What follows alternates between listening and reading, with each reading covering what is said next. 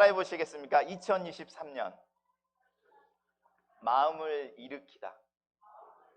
다시 한번 해보겠습니다. 2023년 마음을 일으키다. 마음이라고 하는 부분입니다. 우리가 오늘 읽은 이 본문 속에서 우리가 잘 알고 있는 것처럼 예수님이 계시는 곳에 마르다와 마리아가 사람을 보내어 당신이 사랑하는 자, 우리의 오빠가 알아서 아파서 죽게 되었습니다 라고 연락을 하죠.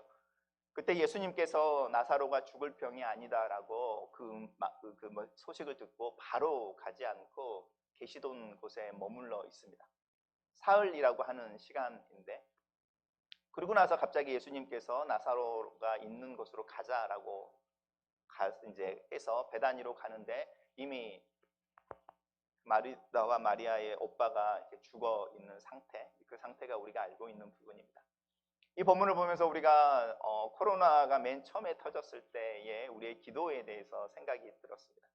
그래 맨 처음에 코로나가 시작되어지고 팬데믹의 이야기가 나올 때 우리의 기도의 제목은 이 상황이 빨리 끝나게 해주십시오 였습니다. 한 몇 달 안에 끝날 거다. 그리고 기도 제목이 어떻게 바뀌었냐면 하나님 백신을 만들어내고 또 치료약을 만들어내는 이들의 손, 그들의 머리, 또 그들의 재능을 사용하셔서 백신이 빨리 개발되어지고 치료약이 빨리 개발되어져서 팬데믹이 빨리 끝나게 해주십시오. 이렇게 기도했습니다.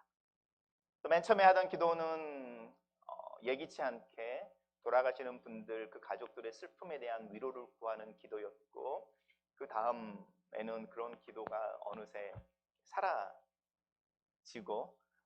팬데믹의 상황이 빨리 끝나기를 원하는 그 기도가 어느 순간에는 잘 하지 않는 그런 모습으로 지나갔습니다. 2년, 3년 가까이 되어지는 시간이 지나가는 거죠. 하나님께서 때때로 어떤 일들이 있을 때 딜레이 하실 때가 있습니다. 우리가 이해할 수 없는 부분입니다. 전도서에서는 하나님께서 의도적으로 우리로 하여금 내일을 예측하지 못하게 하신다. 그래서 내일 무슨 일이 일어날지를 알지 못하는 것이 인간됨의 특징이고, 우리가 인간이라면 그 내일의 불확실성을 인정할 줄 알아야 된다라고 이야기하는 부분입니다. 왜냐하면 그것을 통해서 그 내일의 주관자가 하나님이라는 신앙의 고백을 하는 존재가 바로 나라는 것을 이해하게 되니까 라고 하는 게 성경이 가르치는 내용이지만, 여전히 우리가 예측할 수 없는 내일, 우리의 기도나 우리가 하나님 앞에 원하는 것이 딜레이 되어지는, 더구나 사랑하는 자라고 고백하시면서 이렇게 머뭇거리시고 늦게 오시는 것, 우리 안에 굉장한 질문거리입니다. 근데 우리가 아는 것은 하나님께서는 늦게 오시지만 아주 늦지는 않으시죠. 하나님은 late, 이렇게 슬로우하게 오시지만 too late는 아니라는 게 우리가 믿고 있는 하나님의 타이밍입니다. 오늘 본문 속에서도 나사로의 죽음과 관련해서 예수님께서 늦게 오시지만, 그래서 나사로가 완전히 죽어버렸고 too late 이라고 하는, 그래서 아무 일도 일어나지 않을 거야, 이런 상황은 아닌 겁니다. 예수님께서 계시다는 이유만으로. 그리고 이제 마리아와 예수님의 대화가 일어나고, 그리고 예수님께서 나사로가 같게 묻혀있는 동굴로 가시는데, 우리가 오늘 읽은 본문 속에서 예수님이 비통히 여기셨다, 이 표현으로 오늘 본문이 시작하고 있습니다. 예수님께서 비통히 여기셨다, 이 비통히 여기셨다는 것은 슬퍼했다라는 뜻이라기보다는 속상했다라는 뜻입니다. 이거는 컴패션, 그래서 그 오병이어의 기적을 일으키기 전에 많은 사람들이 당신에게 몰려오는 것을 보고 목자 없는 양같이 여기셔서 불쌍히 여기셨다라는 것하고는 좀 다른 문제입니다. 이거는 말 그대로 예수님께서 속상했다는 뜻입니다. 우리 속상할 때랑 똑같은 표현인 겁니다. 오히려 예수님께서 죽음 앞에서, 사랑하는 자의 죽음 앞에서, 그리고 하나밖에 없는 오빠의 죽음 앞에서, 또 지인들이 와서 죽음이라고 하는 어떤 세력 앞에서 울고 있는 사람들을 보면서, 그리고 그 죽음에 직면해서도 자신들이 어떤 존재인지를 깨닫지 못하는 믿음 없는 사람들을 향해서 예수님이 속이 상했다는 겁니다. 우리가 경험하는 속 상한 거랑 똑같습니다. 그리고 나서 이제 그 무덤가로 가서 나사로를 불러내는 장면입니다. 저희가 이제 새해를 이야기하면서 오늘 이 나사로를 살리는 이야기를 통해서 요한이 말하려고 하는 것은 하나님 말씀이 되신, 그리고 육신이 되신 그 하나님 안에 생명이 있다라는 것을 이렇게 드러내는 것인데, 저희가 신년 새해니까 좀 뒷부분에 초점을 맞춰 보려고 합니다. 그리고 이제 마음을 일으키는 것에 대한 이야기를 좀 해보려고 합니다. 오늘 기적의 특징은 나사로를 이름을 불러서 굴에서 나오게 하는 거죠. 그런데 나사로가 그렇게 나올 때에 건강한 몸으로, 또 이렇게 죽기 전에 쌩쌩한 몸으로 그렇게 나오는데, 죽어서 장사 지내질 때에 이렇게 배로 동여졌다 이렇게 말하죠. 미라처럼 붕대로 이렇게 감겨져 있는 모습으로 나오는 거죠. 우리가 요즘 아이들이 좋아하는 좀비 영화에 좀비들이 움직이는 것처럼 부자연스러운 모습으로 그가 묻혀 있었던 굴에서 나왔을 겁니다. 예수님께서 나사로를 그렇게 불러내십니다. 그러니까 예수님이 부활하셨을 때는 그 붕대 같은 게 다 그대로 누에 고치 껍질처럼 속은 없는데 껍질은 그대로 남아있는 상태였는데, 나사로는 그렇지 않고 그의 몸을 동이고 있던 배를, 그러니까 붕대를 다 감은 미라의 형태로 나오는 거죠. 재밌는 부분입니다. 그리고 그것을 보시고 예수님께서 사람들에게 이제 나사로의 얼굴을 덮고 있던 수건을 벗겨주고 그 나사로의 몸을 감싸고 있던 붕대를 풀어서 자유롭게 다니라 이렇게 말을 합니다. 우리가 이제 하나님의 도우심을 기대하고, 그리고 그 하나님이 더디 오심 때문에 어떤 부분이 낭패를 당했을 때 우리의 마음이라고 하는 게 쉽게 주저앉아 버립니다. 하나님과 관계 속에서만이 아닙니다. 우리 아이들이 아빠 엄마에 의해서도 그 마음이 쉽게 주저앉습니다. 아빠 나 뭐뭐 하고 싶어 이럴 때 그래? 이렇게 가는 게 아니고 네가 뭘 할 수 있다고 이렇게 말을 하면 그 순간에 마음이 주저앉아 버립니다.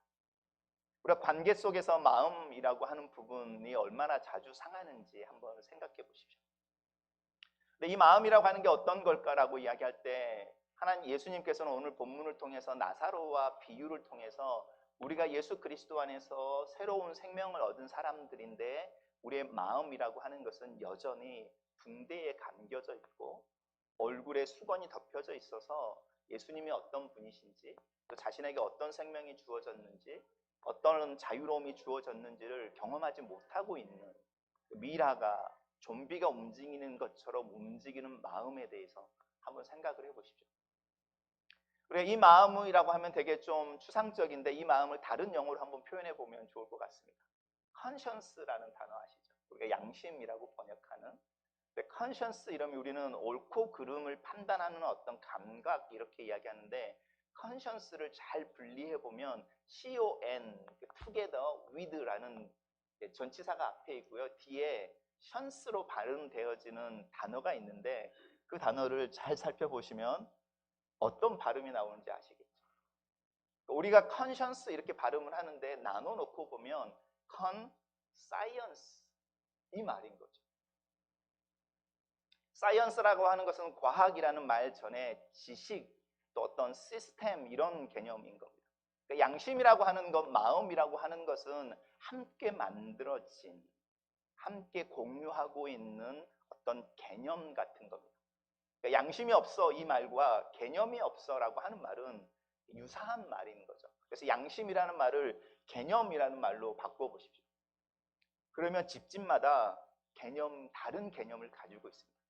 집집마다 다른 양심을 가지고 있어서 우리 집에서는 아무런 문제가 아닌데 이 집에 가면 큰 문제가 될 수 있습니다. 이게 이 양심이라고 하는 것 때문에 그렇습니다. 교회도 마찬가지고요. 어떤 조직들도 마찬가지고, 그게 더 커지면 민족이나 나라나 문화라고 하는 것도 이 컨션스라고 하는 콘사이언스가 범위가 이렇게 넓어질 때 그게 하나의 컬처가 되고 하나의 제국이 되고 하나의 가치관이 되는, 앞에 con이라고 붙어 있는 것처럼 개념이라고 하는 것, 양심이라고 하는 것은 혼자 만들어내는 게 아닙니다. 우리가 예수 그리스도를 믿고 생명을 얻고 우리의 마음이 하나님 앞에서 살아있다고 말할 때 혼자 그것을 양육하거나 그것을 잘 돌보거나 그것이 성장하게 도와줄 수가 없습니다. 앞에 항상 콘이라고 하는 게 있어야만 됩니다. 그래서 양심, 혼자만의 양심이라는 건 없습니다. 그게 우리 집안의 양심일 가능성이 많고, 우리 동네의 양심일 가능성이 많고, 내가 교육을 배우면서 속해 있던 어떤 그룹이나 집단이 계속 연속되어져서 내 삶에 있어 왔는데, 그 교육을 하는 집단의 양심일 가능성이 많습니다. 그리고 우리가 예수를 믿으면서 또 다른 콘사이언스를 갖게 되는 겁니다. 예수 그리스도를 믿는 자들이 공유하는 개념, 그거를 우리가 믿음이라고 말하는 것이고, 그 믿음이 사실은 교단에 따라서, 교회에 따라서, 성경을 가르치는 목사님에 따라서 다르게 형성되어집니다. 그래서 죄 회개합시다 이렇게 말하면 모든 사람들이 동일한 이야기를 하는 것 같지만, 회개하고 있는 기도의 제목을 들어보면 사람들이 다 다른 제목으로 회개를 합니다. 왜냐하면 그들의 양심이 다 달라서. 이게 마음이라고 하는 부분입니다. 마치 예수님께서 무덤에서 이렇게 걸어 나온 나사로를 사람들에게 너희들이라고 하는 복수의 명사를 써서 너희들이 가서 나사로의 얼굴에 수건을 벗겨주고 너희들이 나사로를 동이고 있는 붕대를 풀어서 나사로로 하여금 자유스럽게 다니게 해라라고 하는 너희들이라고 하는 요소가 우리의 삶에서 정말 중요한 요소입니다. 그래서 신앙은 나와 하나님 사이에 예수 그리스도의 일대일의 관계로 시작하지만, 이 함께 너희들이라고 하는 콘이라고 하는 것을 경험하지 못하게 되면 그 신앙은 자라나지 못합니다. 함께라고 하는 부분입니다. 그래서 여러분 성경을 읽게 되면 신약 성경에서 특별히 그리스도의 삶과 관련해서 수없이 보게 되어지는 단어가 있는데, 그게 피차, 서로라는 단어입니다. 너희들이 피차 가르치고 너희들이 피차 사랑하고 서로 사랑하고 함께 찬양하고 라고 하는 피차 서로 함께라는 단어가 그리스도인의 삶을 이야기할 때는 항상 중간에 동사든 전치사든 형용사든 어떤 형태로든 반복되어지고 있습니다. 근데 together라는 뜻입니다. each other, one another 아니면 뭐 together 이렇게 말하는 이 콘이라고 하는 부분. 우리 교회의 모습을 한번 보십시오. 이 콘이라고 하는 부분을 우리가 만들어내지 못하면 신앙생활을 할 때 우리의 마음이 주저앉게 됩니다. 집안에서도 마찬가지. 남편의 마음이 주저앉게 되고 아내의 마음이 주저앉게 되고 자녀의 마음이 주저앉게 되고, 그리고 재미있는 것은 그렇게 주저앉았을 때 그 결과가 바로 나오지 않습니다. 그럼 뭐랑 똑같냐면 우리가 샤워하기 위해서 수도꼭지를 틀 때 바로 따뜻한 물이 나오지 않습니다. 그래서 원인과 결과는 엄청난 기간을 두고 있습니다. 우리가 잘 알지 못하는 겁니다. 어떤 사람과 관계가 어렵고 불편하다, 그것의 결과는 그 순간에 바로 나지 않습니다. 우리는 그것이 3개월, 6개월, 1년 그리고 아주 작은 기회로 폭발해버리는 형태로 나타납니다. 그래서 원인과 결과는 사이에 굉장한 간격을 두고 있습니다. 이 개념이 정말 중요한 개념. 우리가 이것을 통해서 우리가 이제 마음을 일으키자라는 이야기를 하면서 이제 1월 몇 번을 계속 이 설교를 좀 하려고 하는데, 오늘은 소론격으로 우리가 어떻게 함께 마음을 일으킬 수 있을까? 가정에서, 부부끼리, 아니면 친구들끼리, 아니면 순모임과 또 교회에서라고 하는 부분에 대해서 좀 고민을 해보자고 하는 부분입니다. 첫 번째는 함께라고 하는 부분을 기억하셔야 된다는 겁니다. 내 마음이 일어나는 것, 내 스스로 일으킬 수 없습니다. 왜냐하면 마음이라고 하는 것은 주고받는 거여서 내가 결심했어 이렇게 되는 게 아닙니다. 여러분이 의지가 얼마나 강해서, 나는 멘탈이 정말로 강해서 나 혼자 내 마음을 관리할 수 있어? 절대로 그렇지 않습니다. 왜냐하면 의지라고 하는 것은 계속적으로 쓰여지는, 생산되어지는 게 아니고 함량이 정해져 있습니다. 배터리처럼. 그래서 어디서 많이 쓰면 더 이상 충전이 되지 않습니다. 내가 내 마음을 관리할 수 없는 이유가 거기에 있습니다. 내가 내 마음을 관리할 수 있는 건 의지력이라는 건데, 의지력이라고 하는 것은 사람마다 다른 총량을 가지고 있습니다. 제가 가지고 있는 의지력이 30이면 저는 그 30을 써버리면 마음을 절대로 일으켜 세울 수가 없습니다. 왜냐하면 내 안에 에너지가 없으니까. 그래서 우리가 아이들을 키우고 아이들에게 특별히 스포츠를 가르치고 이러는 이유는 그 아이들이 어릴 때에 그 의지력이라고 하는 의지력의 총량을 늘려주는 거예요. 근데 우리가 어릴 때에 아이들에게 이 의지력의 총량을 늘려주는 일을 실패해버리면, 그래서 그 아이가 10밖에 안 되면 그 아이는 그 10밖에 안 되는 의지력으로 평생을 살아가는 겁니다. 그럼 쉽게 좌절하고 쉽게 다른 사람을 향해서 탓하고 화를 내고 짜증을 내고 이런 모습으로, 그리고 뒤로 숨어버리고 안 하고 포기해버리고 이런 모습으로 나타나는데, 이 총량이 정해져 있어서 그렇습니다. 그래서 이것을 극복하는 방법은 함께라고 하는 겁니다. 서로가 가지고 있는 마음을 공유하고 나누고 자극해주고. 그래서 성경에서는 그 이야기를 교회와 관련해서 어떻게 이야기를 하고 있냐면 규모와 질서 있게 라고 하는 부분으로 설명을 합니다.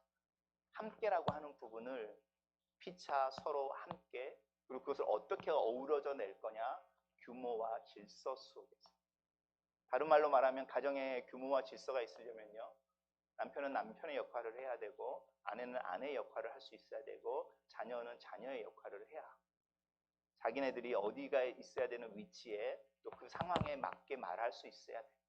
이 마이크가 아무리 비싼 마이크라고 하더라도 이 강대상이 아니라 화장실에 있다고 생각해 보십시오. 그러면 우리는 그 마이크를 집어들고 불평을 터뜨릴 거라는 거죠. 누가 이딴 것을 여기에 놔뒀어.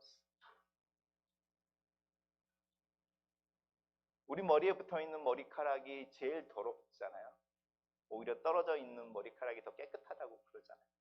그럼에도 불구하고 땅에 떨어져 있는 머리카락을 우리 머리에 붙어있는 머리카락보다 더 더럽게 느끼는 이유는 그 자리가 자기가 있어야 될 자리에 있지 않아서인 것처럼, 우리가 이 질서와 규모라고 하는 부분에 대해서 좀 고민을 해봐야 됩니다. 제가 던지는 첫 번째, 여러분들에게 던지는 질문입니다. 우리 집에는 규모와 질서가 있는가? 우리 교회에는 이 규모와 질서가 있는가? 예를 들어서 제가 여러분들에게 말하거나 광고하는 어떤 내용들은 거의 그래도 90% 정도는 장로님들에게 먼저 이야기를 하고 장로님들과 상의를 합니다. 때로는 장로님들이 열렬하게 토의에 임하실 때도 있고, 제가 이렇게 어떤 이야기를 하면 그렇게 하십시오 이렇게 말하실 때도 있고, 어떤 이야기를 하면은 침묵으로 그냥 이렇게 동의해 주실 때도 있지만 90% 정도는 말을 하고 이야기가 되어집니다. 그리고 그 일들이 진행되어지려고 할 때는 그 일들이 진행되어질 수 있도록 도와주는 손길들이 필요합니다. 왜라고 하는 게 아니라 어떻게 그걸 할 수 있죠 라고 하는 부분들이 필요합니다. 집안에서도 그런지 한번 살펴보십시오. 규모와 질서라고 하는 요소 한번 기억해 보십시오. 두 번째는 오늘 본문에도 나오는데 공감과 동감의 차이를 구별하는 겁니다. 함께 마음을 일으켜내기 위해서 각각의 역할에 대해서 알고 있어야 된다. 그리고 그 역할들을 수행할 줄 알아야 된다. 그게 첫 번째고요. 두 번째는 공감과 동감을 구별하는 겁니다. 예수님께서 우셨습니다. 한 구절입니다. 예수님이 우신 것은 동감일까요? 공감일까요? 여러분에게 와서 어떤 이야기를 털어놓거나 길게 말하는 사람들이 있습니다. 여러분은 그들의 이야기를 들을 때에 공감하십니까? 동감하십니까? 부부끼리도 마찬가지예요. 자식이 와서 오늘 학교에서 누가 나를 괴롭혔어 막 이런 이야기를 할 때 여러분은 공감해 주십니까? 동감해 주십니까? 구별하기 힘든 것 같지만 내 반응을 보면 알 수 있습니다. 어떤 사람이 와서 누구에 대한 이야기를 하고 그것 때문에 힘들다고 말할 때 그 사람 나쁜 사람이네 이렇게 말하면 여러분은 동감하고 있는 겁니다. 둘이 저랑 선영이랑 이야기를 할 때에 저 사람 나쁜 사람인데 이렇게 말을 하면 동감을 한 거고요. 그러면 동감을 했기 때문에 나는 그 나쁜 사람이라고 하는 사람과 관계를 맺을 수가 없습니다. 제가 만약에 조집사님하고 조집사님 흉을 보면서 선영이랑 저랑 조집사님 나쁜 사람이야 이렇게 말을 하고, 그래서 너를 힘들게 하는구나 이렇게 동감을 해줬습니다. 근데 제가 어느 날 조집사님이랑 놀고 있고 이야기를 하면서 막 웃고 있는 모습을 선영이가 본다고 생각해 보십시오. 저는 어떤 사람이 되죠? 동감할 때의 문제입니다. 그럼 내가 동감을 해줬고 선영이와 관계 속에 충실하고 싶으니까 나는 절대로 조집사님하고는 거리를 둬야 되고 또 선영이가 느끼는 그 나쁜 감정으로 조 집사님을 느끼게 되는 겁니다. 그리고 그걸 표현해 줘야 되는 겁니다. 동감이라고 하는 겁니다. 그러니까 동감을 하게 되면 관계가 깨어져 버립니다. 그리고 선영이는 언젠가 내가 조 집사님과 같이 있는 모습을 우연이라도 지나가게 되고 그 상황을 알지 못하니까 그것 때문에 오해를 하고 저랑 선영이의 관계도 깨어지게 될 겁니다.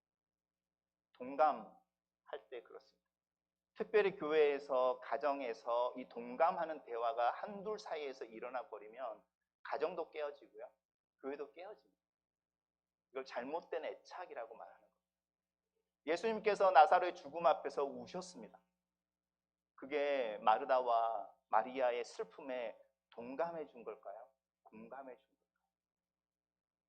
예수님 만약에 거기에 동감했다고 하면 예수님이 거기에 그들 옆에 앉아서 그들과 함께 울었을 겁니다. 조문을 온 사람들처럼 거의껏. 그리고 나사로를 절대로 살려내지 못하셨을 겁니다. 공감이라고 하는 것은요, 선영이랑 제가 그 이야기를 할 때 그 느끼는 감정에 대해서 인정해 주는 겁니다. 조 집사님에 대한 이야기를 하는 게 아닌 거죠. 힘들었겠구나. 이렇게 말하는 겁니다. 그러니까 나는 제3자인 겁니다. 여전히. 그렇지만 선영이의 그 감정에 대해서, 힘듦에 대해서 이해해 주려고 하는 게 공감입니다. 동의해 주지만 그 감정이 내 감정이 되지는 않습니다. 그리고 선영이도 그걸 알고 있어서 나랑 조 집사님의 관계에 아무런 영향을 미치지 않습니다. 저는 조 집사님과 여전히 좋은 관계를 맺고 있고 선영이에게도 좋은 관계를 맺고 있고, 그리고 이 공감이라는 걸 하게 될 때 결국은 어떤 대화를 하게 되냐면 왜? 라는 질문을 하게 되는 겁니다. 선영에게. 힘들었겠다, 힘들었구나 이렇게 말한 다음에 무엇이 너로 하여금 그것을 느끼게 하지, 그런 감정을 느끼게 하는 거야 라는 질문을 던지게 됩니다. 대화의 방향이 달라진다는 거죠. 가정에서도 그렇고 교회에서도 그렇고 우리의 마음이 주저앉아 버리게 되는 이유는요, 내 옆에 있는 사람들이 내 마음을 우리 뒷머리, 뒷구렁이 이렇게 잡아서 주저앉히는 것처럼 앉히기 때문이거든요. 내가 어떤 일을 실패했다, 잘못했다, 실수했다 이것 때문에 주저앉는 게 아니고 그것 때문에 어떤 사람들이 비아냥거렸다, 비웃었다, 부정적인 평가를 했다 이 느낌 때문에 주저앉는 거거든요. 근데 그 옆에서 내가 그 이야기를 할 수 있는 사람이 있는 게 콘이라고 하는 거고요. 내가 그렇다. 두 번째는 그걸 들어주는 사람이 그거에 대해서 공감해 주는 게 두 번째고요. 세 번째는요, 그것이 왜, 무엇 때문에 라고 하는 질문을 던져주는 겁니다. 방향이 다르죠. 함께 욕을 하고 아니면 함께 동감을 해서 관계가 깨어져 버리는 게 아니고 그 사람의 눈에 왜 그게 문제로 보이는지. 맨 앞에 왔던 컨션스라는 거죠. 내 개념에 의해서 저 사람의 문제인 거지 그 사람의 문제는 아닌 겁니다. 이걸 분별해내는 거죠. 예수님이 나사로의 병든 앞에서 딜레이하고 늦게 오셨습니다. 그렇지만 투레이시 아닌 중에 예수님이 어떤 분이신지 드러나는데 예수님께서 마르다와 마리아 죽음 앞에서 신음하는 사람들을 보고 공감의 눈물을 흘려주셨습니다. 그렇지만 그 죽음의 슬픔에 당신도 압도당하거나 같이 동감하지는 않습니다.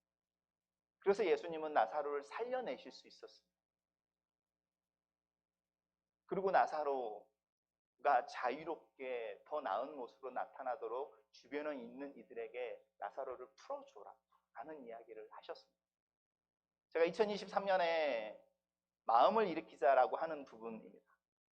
여러분의 마음을 한번 내려다 보십시오. 여러분의 마음은 활력으로 가득 차 있습니까? 아니면 주저앉아 있습니까? 이거를 확인할 수 있는 첫 번째 방법은요, 여러분 새해가 됐다고 신년 계획 세우신 분 손 한번 들어보시겠습니다. 작년에 세웠던 계획과 동일하더라도 2023년에는 이걸 해봐야겠다 이 계획 세우신 분 손 한번 들어보시겠습니다. 네, 감사합니다. 네, 마음에 활력이 있으신 분입니다. 우리가 왜 신년 계획을 세우지 않게 됐을까요? 철이 들어서, 나이가 들어서, 여러분 알든 알지 못하든 간에 누군가에 의해서 무엇인가에 의해서 여러분의 마음의 뒷머리가 잡혀가지고요 주저앉아 있는 것. 마음의 역동이라고 하는 것, 그 에너지라고 하는 게 없어져 버린 겁니다. 제가 왜 이야기를 하면서 2023년을 이야기하는가? 우리 코로나라고 하는 부분에 우리들에게 아무런 영향을 미치지 않았다고 생각하십니까? 아니면 그것이 여러분의 건강이나 경제적인 상황이나 이런 거에 영향을 미치셨다고 생각하십니까? 우리 20년을 지나오는 동안에 우리가 치명적으로 영향을 받은, 전염되어져 버린 것은 주저앉아 있는 마음인 겁니다.